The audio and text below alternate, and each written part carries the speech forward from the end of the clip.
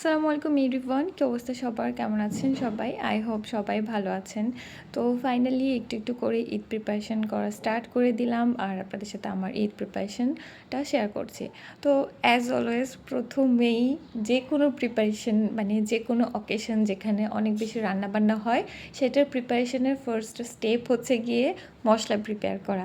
যেহেতু আমাদের সবার বাসায় মোটামুটি কম বেশি রান্নাবান্না করা হয়, রান্নাবান্না করতে গেলে সবার আগে যে জিনিসটা দরকার হয় সেটা হচ্ছে মশলা। আর আমরা তো বাঙালি, আমাদের রান্নাবান্না আমরা অনেক বেশি মশলা ইউজ করে থাকি।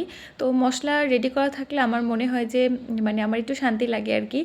মনে হয় যে অর্ধেক কাজ শেষ। তো যাই হোক, আমি এখানে পেঁয়াজ, তারপরে আদা, রসুন এগুলো সব পেস্ট করে নিব।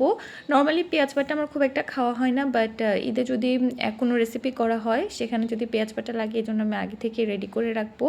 আর ঈদে একটু হেভি রান্নাবান্না করা হয়, তো এই কারণে সেখানে বাদাম বাটাটা দরকার হবে। তো এই কারণে আমি বাদামটাও পেস্ট করে নিব। এখানে কাঠবাদামকে গরম পানিতে আমি ভিজিয়ে রাখছি যাতে করে এর স্কিনটা পিল অফ করা যায় খুব ইজিলি। আর এখানে আমি ধনিয়া ভালো করে ধুয়ে তারপরে সেটাও ভিজিয়ে রাখছি যাতে করে পেস্ট করতে সুবিধা হয়। আর জিরা হচ্ছে আমি ধুয়ে পানি ছড়াতে রেখে দিয়েছি। আমি এখানে প্রথমে হচ্ছে গরম মশলাটা রেডি করব।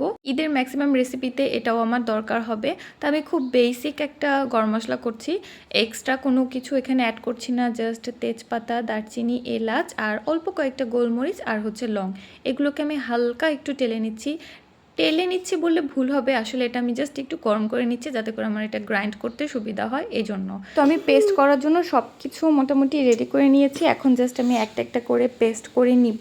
ধনিয়াটা গুঁড়া করতে পারলে ভালো হতো, বাট এখন যেহেতু আমি ইনস্ট্যান্ট করছি এই কারণে আমি ধনিয়াটা পেস্ট করব, ধনিয়া বাটাটাই আর কি ইউজ করব। কারণ হচ্ছে এখন ধনিয়া ধুয়ে তারপরে সেটা হচ্ছে আবার ভালো করে রোদে শুকানোর টাইম আমার হাতে ছিল না, তো এই জন্য আমি এভাবেই করে নিচ্ছি। আর এখানে আমি বাদাম বাটাটা আমি যখন ফিরনি রান্না করি সেটাতে ইউজ করি, বা রোস্ট রান্না, বিরিয়ানি রান্না, যে কোনো রান্নাতেই আসলে দরকার হবে। তো এজন্য হচ্ছে আর কি আগে থেকে পেস্ট করে রাখলে বা আগে থেকে মশলাটা রেডি করে রাখলে সেটা কিন্তু অনেক সুবিধা হয়।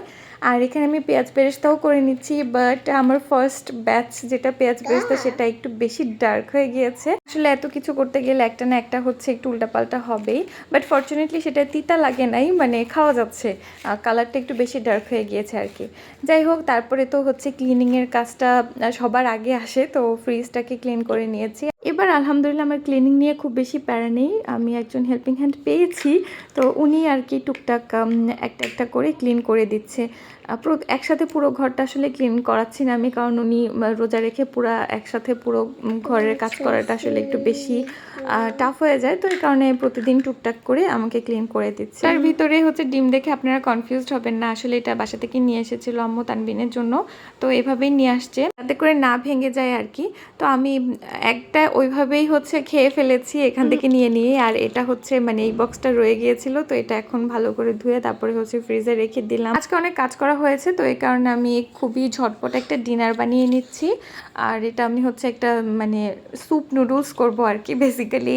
আর ফ্রিজে হচ্ছে ক্লিন করতে গিয়ে ফ্রিজের এখানে আমি একটু ক্যাপসিকাম পেয়েছিলাম, তো এটা একদম লাল হয়ে যাচ্ছিল। তো ভাবলাম যে এটাও দিয়ে দিই, টমেটো, তারপরে কিছু সেদ্ধ করা চিকেন ছিল যেটা আমি অন্য একটা রেসিপির জন্য রেখেছিলাম যে আমি ইফতারে বানাবো, ইফতার আইটেম হিসেবে। পরে আসলে আমি আর সময় পাইনি দেখে আমার বানানো হয়নি।